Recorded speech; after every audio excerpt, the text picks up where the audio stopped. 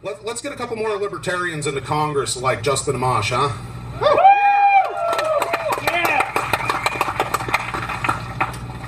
So the next speaker is a wonderful gentleman because, as we all know, the president is limited in what they can do because of the 10th Amendment. So we do need some people at the state level that are going to be able to champion some liberty as well.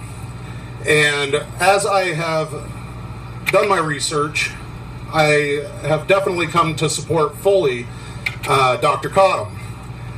He is definitely the right prescription for Utah.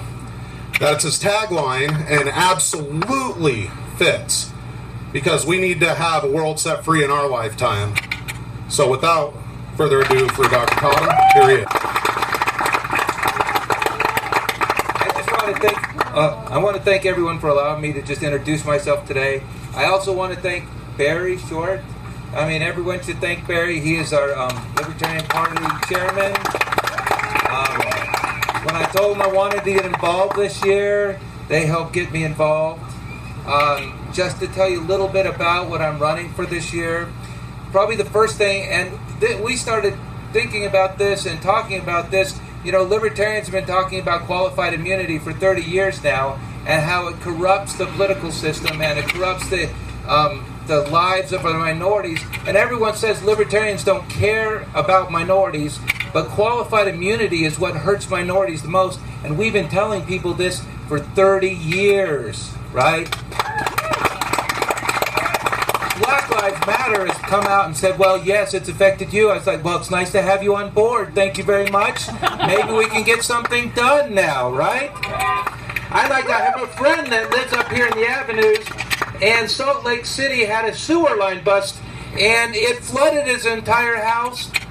And I said to him, how much is Salt Lake City paying since they flooded your entire house with raw sewage? He said $50,000. I said, what? $50,000? You have $1.5 million house. I'm paying you $50,000? They have qualified immunity. Thank you very much. That's all that we're going to pay you. Go get it from the private insurance, right? This is a problem. It affects us from top to bottom, and it needs to be fixed. And I'm happy to be part of the party that's talking about that. The other thing that we need to talk about, again, this is about the least among us, the minorities and the people and the recent immigrants. Occupational licensing.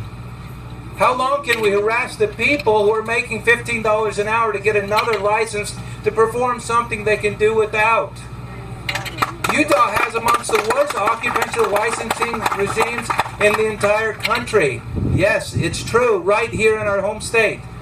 We should get rid of any occupational licensing that the whole 50 other states don't share. It should be like a driver's license. You have if I'm a physician, I can practice here, I can practice there. Like Dr. Seuss says, I can practice anywhere, right? The other third thing I'm running on is the whole thing about school choice. And you do know that we can go to any school choice, but a lot of the people in the Libertarian Party, and people who should be in the Libertarian Party, homeschool their kids. And the reason, if you ever look at the Utah Constitution, the entire Constitution, all our income taxes are dedicated to one thing, the education of our youth.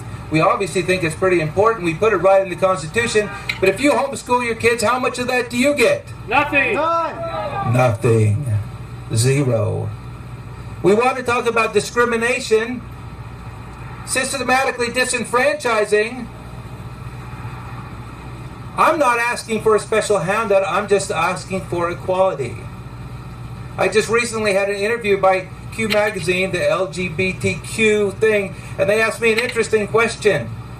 They said, Dan, what are you going to do for me?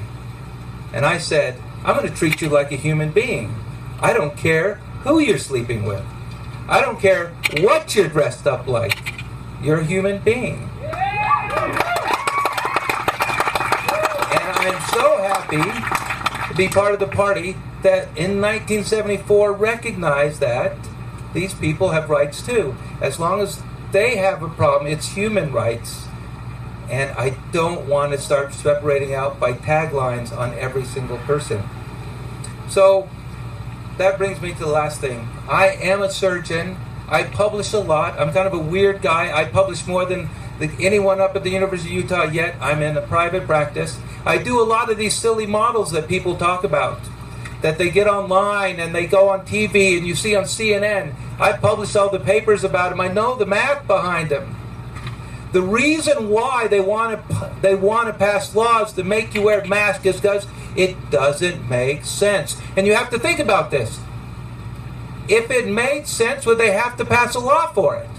No. Pass a law to shop at Amazon so it arrives in 2 days at your house. You don't need a law to tell you to jump in a car and drive down here to see me today because it makes sense.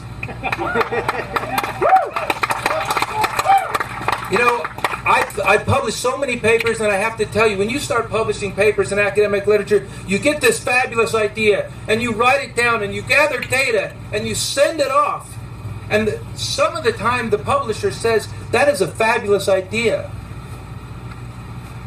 And then they publish the paper. And other times, they write back and say, that idea really sucks, Dan. You got to start again. Now, here's the point.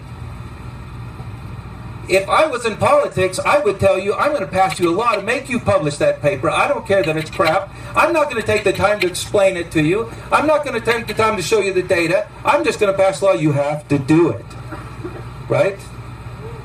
So when they have problems getting things across to people, the idea isn't to make you do it. It's to spend some more time with the educational process. And in our state, if you haven't noticed, the person in charge of the educational process to tell you what's wrong with the pandemic today is the #1 Spencer Cox. He's done a horrible job. A fantastically awful job, if you want to put it that way, right? All he's succeeded in doing is sowing fear without educating people. And so I always tell people, we have a pandemic going on. Do you want a politician, an attorney, or a physician as your governor? It seems like a really difficult choice, doesn't it? Right? Anyway, I know you're not really here for me, so I'm gonna tie this up here really quick. But I have to tell you, I have never been prouder to be a libertarian than I am today. Do I sound like Michelle Obama? I have never been prouder than I am today to be a libertarian. I mean, when you talk about who's running for president, I want to be and I hope we're getting this on camera, I want to publicly endorse the only candidate that doesn't have dementia. Right? Okay. I want to endorse the only candidate who doesn't have accusations of sexual assault against them.